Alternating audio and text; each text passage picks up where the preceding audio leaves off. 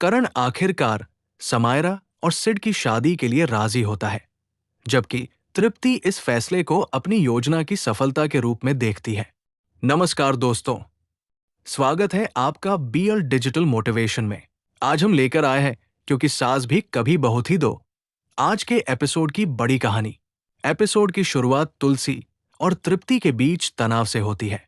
तुलसी तृप्ति को साफ चेतावनी देती है कि वो परिवार की सीमाओं का सम्मान करे और शांति निकेतन में अपनी मनमानी न करे। तुलसी की बातों से तृप्ति नाराज हो जाती है और मन ही मन तुलसी का आत्मविश्वास तोड़ने की योजना बनाने लगती है। दूसरी तरफ करण और नंदिनी के बीच सिड को लेकर बातचीत होती है। नंदिनी चाहती है कि करण सिड को समझने की कोशिश करे, लेकिन करण अभी भी सिड के खिलाफ है। तुलसी और नंदिनी भी समायरा और सिड के रिश्ते को लेकर बात करती है।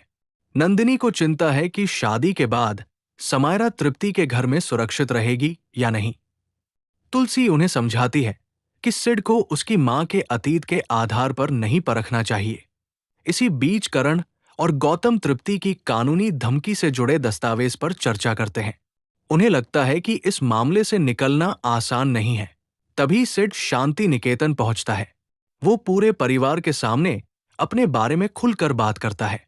सिड बताता है कि उसने बचपन में अपने माता पिता को खो दिया था और तृप्ति ने ही उसे पाला। कॉलेज के दिनों में उसकी मुलाकात समायरा से हुई और दोनों एक दूसरे से प्यार करने लगे। सिड परिवार से कहता है कि वो समायरा को खुश रखना चाहता है और उनके परिवार का हिस्सा बनना चाहता है। वो ये भी स्वीकार करता है कि समायरा के घर से जाने की वजह से परिवार को परेशानी हुई और उसे इसका अफसोस है। सिड की बातों के बाद करण के मन में भी बदलाव आता है। आखिरकार करण समायरा और सिड की शादी के लिए अपनी सहमति दे देता है।